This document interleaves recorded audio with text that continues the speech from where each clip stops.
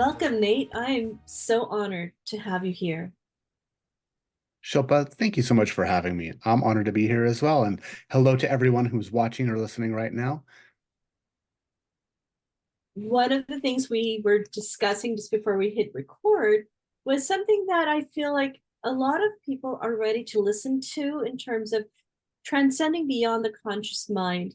And today's topic is about really crafting presence through soulful storytelling. And I feel like your story, what I read about you, was so powerful. Maybe we'll start from there. What is your catalyst in your journey towards where you are now? Many. There are many catalysts, but to give everyone a little bit of a background on myself, my name is Nate Zeleznick. From a small town in Utah called Huntsville. Now, in Utah, for people who are familiar with Utah, you know that there is a predominant religion here. And now it's a quite a diverse and a very culturally open place, more than it ever has been. But in the 70s and 80s, growing up as the smallest kid in my grade, the one who was not part of the church, was an easy target. That I became the target of a lot of bullying, physically, mentally, and emotionally, to the point where sometimes the bullies would even come to my house during summer break to kick my ass. So from the age of 5 until about 17, I had pretty much no safe space. I had very few, if well, maybe a couple friends in my whole life. And by the age of 11, I was really contemplating suicide on a daily, many times a day basis. And so when I was around 12, I started having spontaneous out of body projections where my awareness would leave my physical body and I would be able to travel and have fun and do these amazing things. And I really credit my higher self providing this for me literally to save my life. So if you can imagine being having dark thoughts all the time, and then one night you're going to sleep, you're laying on your back, you're breathing slowly in through your nose and out through your mouth, and then your body feels very heavy, like you're being weighed down by one of those weighted blankets, and then you can't move and start to feel this vibration in your body from the core of you outward. And knowing that your body's not actually shaking, but then feeling kind of like almost like a pop or a tear where all of a sudden you're not limited by this sticky, confined, heavy body and floating up out of your body and being fully aware that this is not a dream. And then rolling over and seeing yourself laying there, not knowing what's happening. And in my case, I was happy I was dead. I was hoping that's what happened. It was so freeing and liberating, and I didn't want to go back. As you can see, I did come back. And so I snapped back into my body. And if you've ever had the experience where you're just about ready to go to sleep and then all of your muscles fire all at once, it's an interesting phenomenon that I've read about in sleep studies where it's the only time really that every single synapse in your body fires all at once. Well, for me, and I can't speak for everybody else out there, but I've noticed that when I return back to my body and I snap back in, that happens. So possibly that's what's happening to all of us is that our consciousness is not housed in our body. Neuroscience knows this. We know we're so much more than a physical body. We can measure brainwaves from outside of our head with things like a magnetoencephalograph. So the interesting thing about this is we're all here having experience, right? That's why we come to the Earth School is to have experience. It's ongoing and you can't shut it off. So we get the opportunity to ask ourselves, what do I want to experience now? What is my preference? And for every situation in our life, rather than judging it, if we ask a simple question, how is this for me? How is this for me?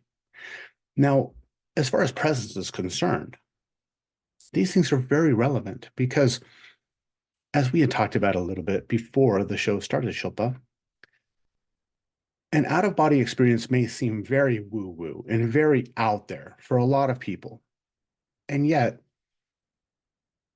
it's something that has been trained for numerous CIA agents.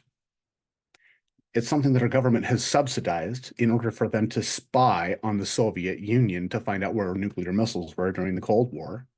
So this is definitely something that is legitimate. We can measure it to some degree, but it is also a very subjective experience. And it's one that's literally our birthright that all of us do when we're little. And then along the way, we forget and we get not stuck, but I'll say we get addicted to the 3D, to our five senses. That said, the ancient Egyptians said that we have 360 senses, not five. So what have we forgotten in the millennia since they were around? We forgot how they wrote things. That's why we needed the Rosetta Stone. We've also lost the ability to train in all these different things, at least on a large scale. But that doesn't mean we still don't have those abilities or have that ability to perceive. And presence is how those things can come about. Very rarely can we be thinking about, did I eat all my macros?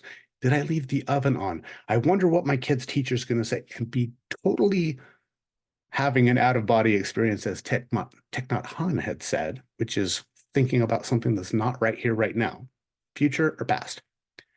Not the astral travel, but future or past thinking. That when we really take a look at this, coming back into presence, right here, right now, without judgment, meaning not thinking, instead being aware. That is one of the most divine experiences that we can have that then leads to greater understanding of our purpose on the planet, but also what our higher intrinsic abilities are, because we're not distracting ourselves with things that are not actually present. And often it's in the present mind that often I think most of society is struggling with. If I could speak to some of my friends, often just, oh, like I had a friend say, teach me how to breathe or teach me how to be aware. And I feel like in our current generation, even like I was telling you earlier, I was in corporate world, being present with anything at that moment had also been, I witnessed, it was not something that people were consciously able to do. Correct. Correct. And that's because in our society prizes accomplishment and being a human doing, not a human being. And I mean, to that end, let's say that you're the CEO of a Fortune 100 company. Sitting around meditating will look like you're doing nothing to everybody around you, right? And the shareholders won't appreciate that very much. That is the paradigm that we are in at this moment. But here's an interesting thing. Have you, and I'm saying this to everybody out there,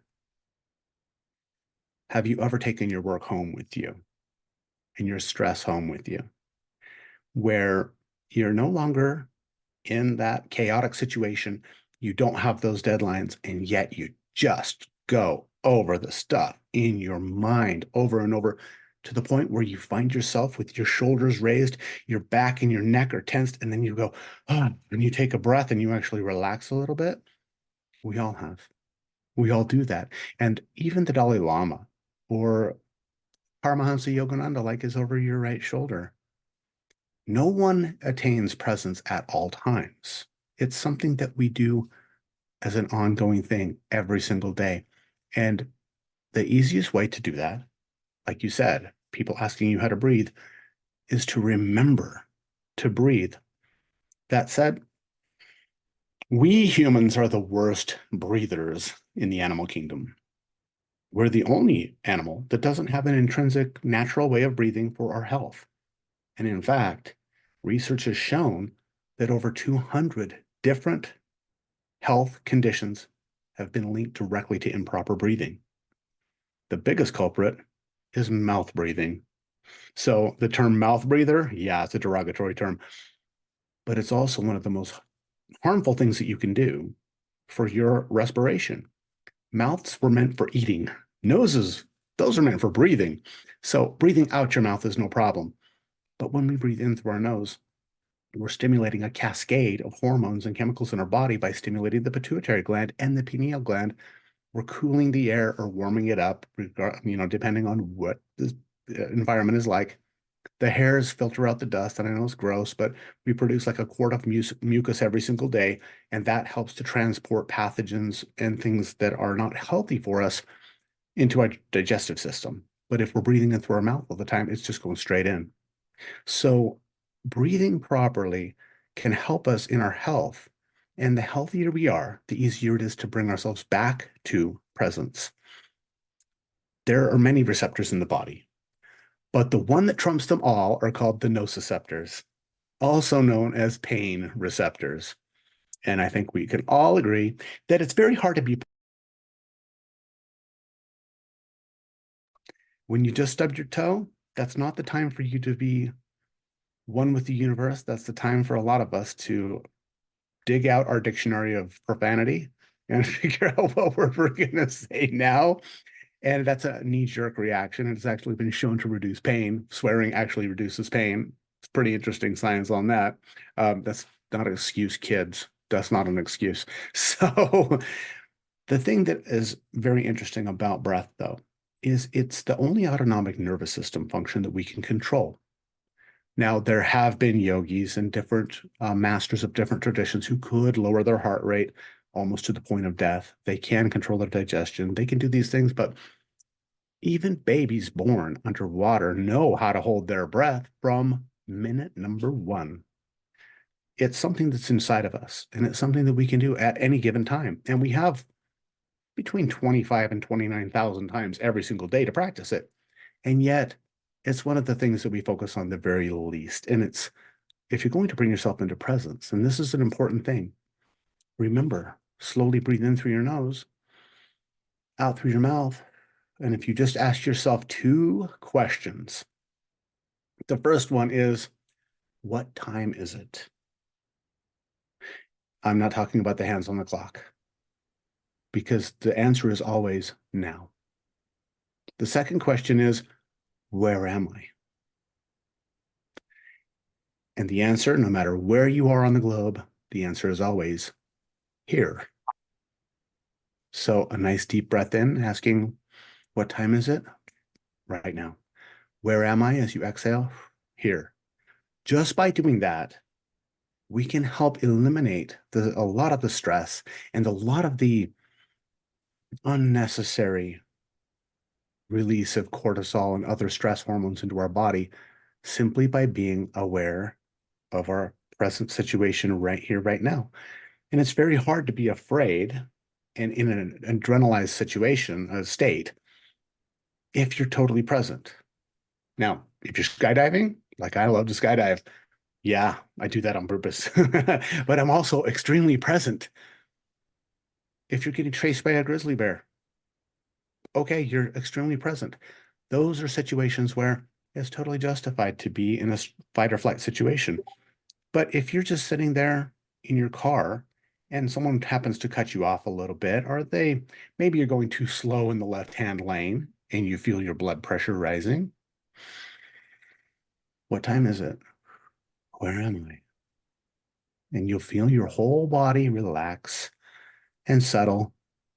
Your choice of music will help with this as well. Death metal, probably not going to help you. A little bit of Chopin, maybe some Stravinsky, sure. There you go. Now, I'm not the music police, but something that speaks to your soul that feels good in here to you, that can help a lot as well. So just a couple ideas for people out there that are actionable that you can do at any given time, no matter where you are. Breathing in through your nose, out through your mouth, and remember to do that. I even suggest taping your mouth shut when you sleep. You'll snore less. You'll have to use the restroom less because of chemicals that are released in the body. And you'll actually wake up a lot more rested and you'll sleep better. And there are even companies that make tape for it, but you don't need to get that. Just a little bit of paper medical tape that one roll will last you 5 years and cost you $2.50. A little teeny bit right here, and you will sleep like a baby so much more and wake up so much more refreshed. And the better we sleep, the less stressed we'll be throughout the rest of our day, the easier it is to get into presence. And overall, um, if you have a spouse that snores, it might help with that as well. So yeah, tape their mouth shut. Well, Nate, I certainly can appreciate that, having struggled with sleep most of my life, and I think a lot of us do. What is interesting is that the depth with which you describe the power of breathing and being here and being in the present now, and something that on the surface, yeah, it feels obvious, it feels simple, but even someone like myself who's been practicing the practice most of my life, all of my life probably, it's something that I need to be reminded of. Yes. And just for some humor and kicks, I do find it's funny when you talked about stubbing your toe, because I literally dropped a full heavy jar, a glass jar on my toe yesterday, and I was trying to dismiss the amount of pain I might be in. And it wasn't until this morning when I took my sock off and I realized it was bloody as hell.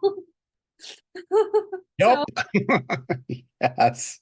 Yes. And that is, the four agreements. That's agreement number one. You will get a body.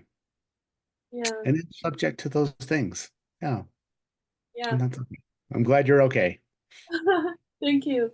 Now going back to how you are now taking your mission of this, the work that you've been doing. And I know meditation is a large part of it, and the tools around being present. Where is your current passion leading you to? Because you had mentioned some things before we hit record. Yeah. Well, first of all, my main passion is to, let me preface this with, I am a longtime martial artist. I'm one of only two Americans allowed to steward a very sacred and ancient, powerful form of martial arts, meditation, breath work, energy harnessing and development, where we actually increase the voltage in every one of our cells, energy healing, and also psychic abilities that we've been able to prove to medicine and science and quantum physics and neuroscience, and even help some blind people have a better sense of their surroundings through vibrational awareness. That said, the martial art that I have been blessed and hand chosen as the first ever in this lineage outside of Indonesia to learn, it's very dangerous. I don't teach that way. I've always been much nicer to my students than they were to me. But in 2007, I had a near-death experience where during my test, and several people have died during these tests. It's not a strip mall martial art. This is straight out of a movie where there's a real danger element. I chose to come back into my body to fulfill my mission, which is to help a minimum of 10 million people learn this very unique form of breathwork and energy control to help raise the consciousness of the planet. But it's not the planet, obviously. Mother Earth is conscious, and she has her own level of consciousness. I mean the level of consciousness of humanity as a whole, because the rising tide does help raise all ships. So with that in mind, after coming back to life in 2007 and owning one of the largest martial arts and meditation academies in the country, having it shut down with COVID and having to go through that experience, now with my integrated ascension method, I combine this very sacred, powerful type of breath work, which is called Marpati Puti. Now, Marpati Puti sounds funny in English, but in Indonesian, it means white dove. And it's the royal inheritance of the kings of Java, Indonesia. And it was passed down for 11 generations. And then I and one of my younger brothers became the only two Americans allowed to learn it. And then for 20 years, we trained people all over the world in this. Now we've split. So now we're doing different things. He's doing one aspect of it, I'm doing another aspect. But what I'm doing now is bringing in 21st century technology like biohacking, vibroacoustic technology, brain training, and like EEG, actual brain training. So it's not just putting people in a meditative state, it's teaching them how to get there without any kind of a crutch. Different nutrition, body code and emotion code therapies. I'm certified in that. And BioWell energy diagnostics, which is an energy diagnostic tool out of Russia. So these kinds of things, bringing them together and merging them with the Merpati Putti breathwork system is what I'm so passionate about right now. So online courses for everybody around the world, yes, I have those. But what I really focus on now is people who are CEOs, people who are executives, executive teams, professional athletes, influencers, the people who have large amounts of people that follow them, that emulate them. Because when I can help them ascend into a different level of awareness and consciousness and abilities, the people that follow them will want to do that too. And 10 million people, that's a lot of people, Shilpa. So I know that I'm not able to do that from the bottom up, but from the top down, anything and everything's possible. So that's my big passion right now, is working especially one-on-one with the people who can really move the needle for millions of people, and we all rise together. And you mentioned early on when you were describing this lineage and the um, art that you are following or practicing, that there's an inner vibrational shift that occurs. And I've been intrigued and fascinated not only in terms of the shift that happens from the conscious to the super conscious, but also um, what I am aware of, like from the alpha to beta to theta waves and heightened states. Can you speak to a little bit about how those different wave states indicate our level of consciousness and how you can shift it using some of the techniques that you teach? Sure. Well, first of all, because I'm a very nerdy person, I love science, and I've worked with some of the most, just to say, they are neuroscientists on another level who have done thousands of brain scans on people from shamans to meditators to my people who could see without eyes. No one is ever in alpha. I'm just going to put it that way. Nobody's ever in theta. Nobody's ever in beta. Nobody's ever in gamma. Nobody's ever in delta. We have all of these brainwaves happening simultaneously. If you look at brainwave monitors, they're all going on. So we're never in a brainwave state, but we are in a predominant brainwave state. So just to clarify that this is something that a lot of people are like, I dropped into theta. Well, without the brain training equipment or some way to measure the brainwaves, you have no idea if you were. It's you can't feel like, oh, I felt like I no, that doesn't work that way. So that's why I like the technologies that I'm bringing, because we can actually see and measure it. But that said, it doesn't mean we're not in a perfect meditative state for ourselves, regardless of whether it's in a low beta brainwave or it's in a high theta. That's not what's most important because, and this is the reason I say that, and this might be controversial, but that's okay. I like to stir the pot. And I beg anybody to actually prove me wrong that consciousness is non-local. It's not housed in your body. So it's not really what your brain is doing as much as your awareness of the higher aspect of yourself. So as we understand, so if you look at, say, Joe Dispenza's work or Bruce Lipton's work, and you look at what they're doing, and also some of the neuroscience that's coming out is fascinating on consciousness.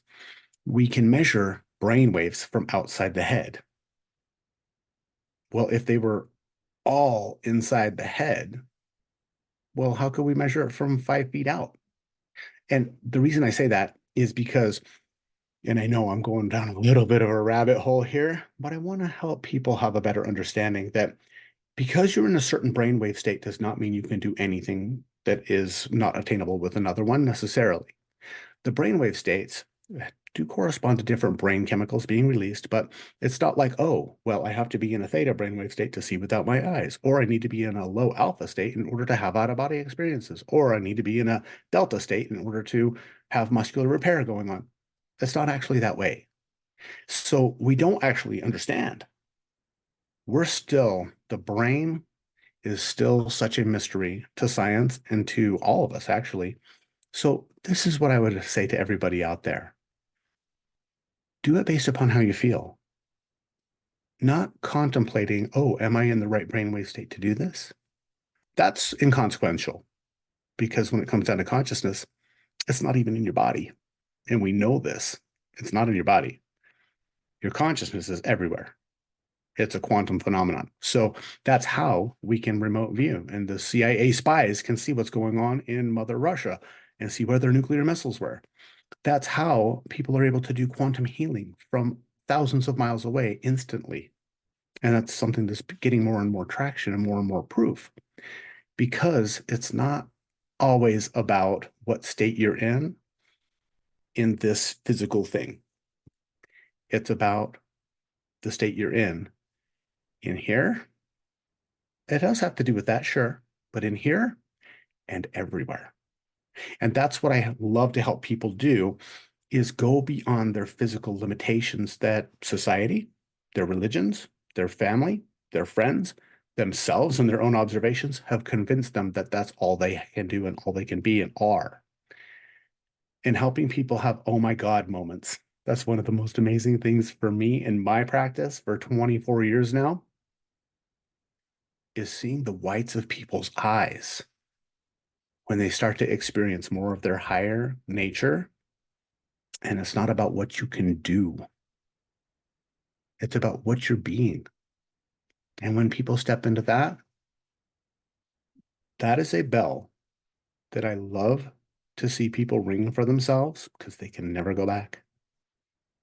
So that may not be the answer necessarily that most guests give you, but it's in my own studies and my own experiences for the past, well, we'll just say 30 lots of years, 30 many years since I started having these out-of-body experiences and really diving in and studying the science and the methodologies behind it, and then having many of my own, including dying and coming back to life. Those are the things that I've come to realize is that we're so much grander, so much larger, so much more infinite than our brain and our consciousness that is housed like in our normal waking life can possibly fathom. And all it takes is a minuscule peak and everything changes.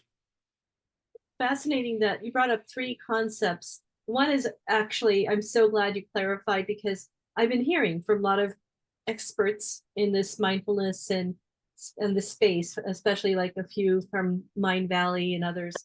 Uh, yeah, there's like zeroing in on the fact that I'm using these technologies to measure, but the measurement is around these waves. And hence, if you're in this wave, this is equating to some state you are achieving. And I have found that to be, it didn't settle well and until you explained your perspective on it.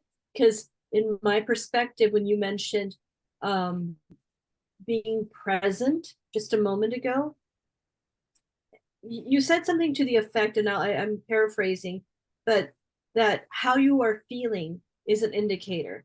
And to me, how you're feeling is your perspective on the focus of a vibrational state and then match vibrational state.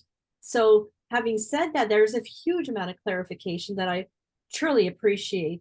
Now, for someone who like, okay, so yes, I have been meditating and practicing a melu of different techniques, so to speak. I cannot necessarily measure things, although I'm glad to hear that there is one way that some people have that perspective. Sure. One thing I like your perspective on, perhaps you have looked into it. I believe her name is Dr. Jha, talked about the 12-minute meditation and studies how they were connected and people in the Navy SEAL and others, and showing that those who had PTSD versus those who had not meditated and going into the state after 12 minutes, there's these neural pathways that are created after repetitive meditation that allows you to achieve that heightened sense of awareness and create, I don't know, experience peace, so to speak. So Yes. how can you share anything about your thoughts around the length and the techniques that are used in meditation that can help others? Sure. You know, that is a subjective thing. And I love that she has done that research. I have not heard of her before. Dr. Jha, I'm going to remember that and look at her work.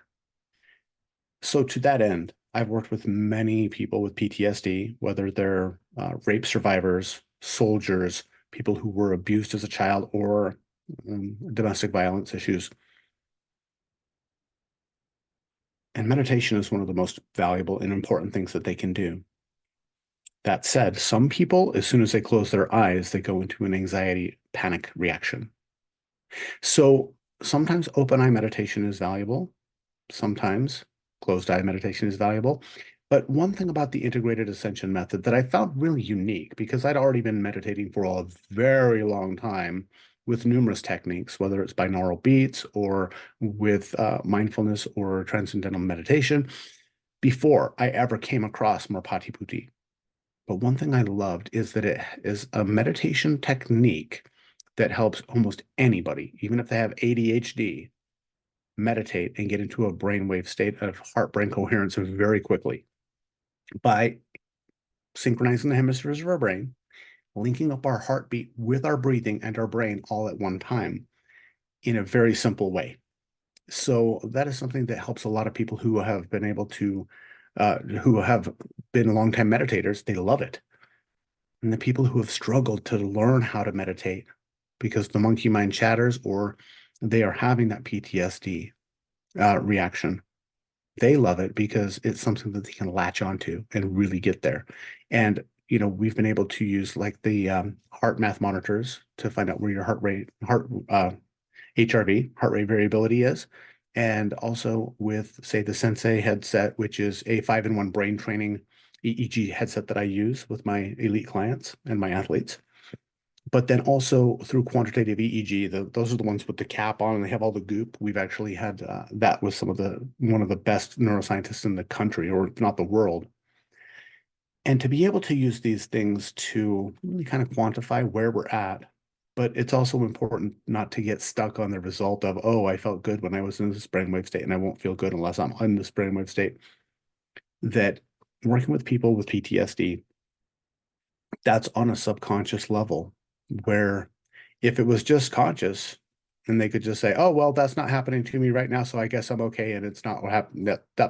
But I worked with one a soldier who was a Marine recon sniper, and his PTSD was such that even after all the drugs that the VA gave him and the behavioral cognitive therapy and EMDR and EFT tapping, several times a week, he was still tearing his sheets apart, peeing the bed, and beating up his partner in his sleep.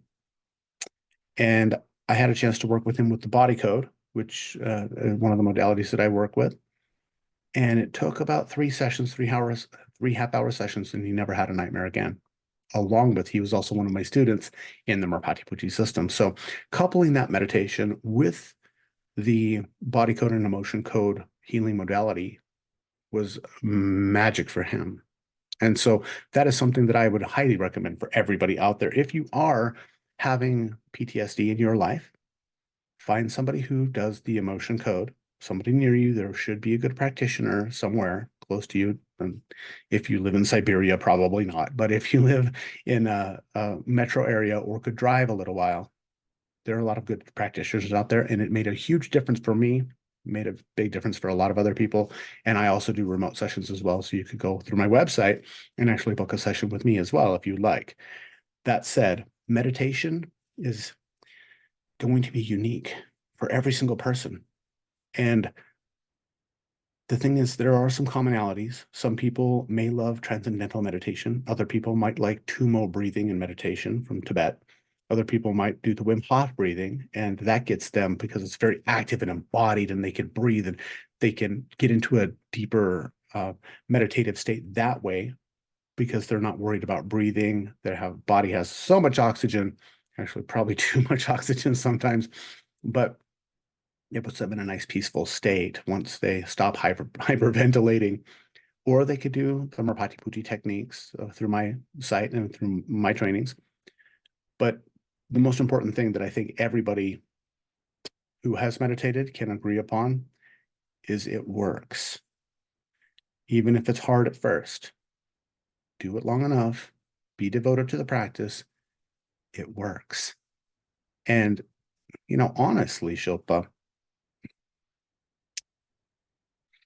I don't want to sound fatalistic about this, but everybody needs to understand, blink and you're going to be dead. Life goes by so fast. The older you get, the faster it goes. It's like I'm blinking and decades are going by. That's why presence is so important. But also seizing the opportunity to do whatever you need to do to be present, to get away from the PTSD or the neurosis, those things. It's important. We all have the same end result for the body. We're going to change our address because consciousness does not ever stop. You do not stop. I only know that because I died and came back to life. But it's what you're doing while you're here. You're an information gathering system and you're sending back information to source every single millisecond. Why not use our breath and use our mind in the most constructive way so that we can not only have the best life for us, but also for our family, for our friends, for our coworkers, for our communities.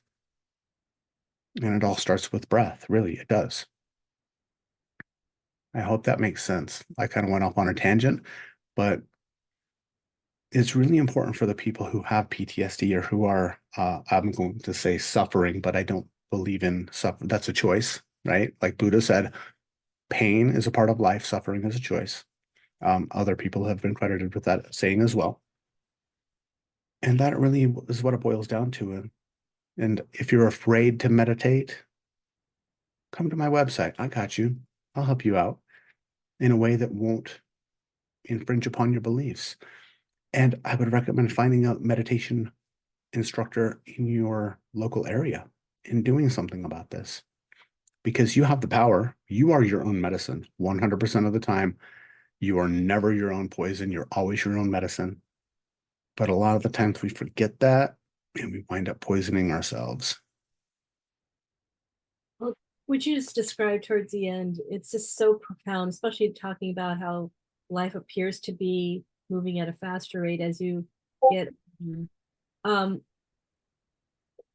I believe that I speak with, myself included, we're not immune to the challenges and emotional challenges, spiritual challenges.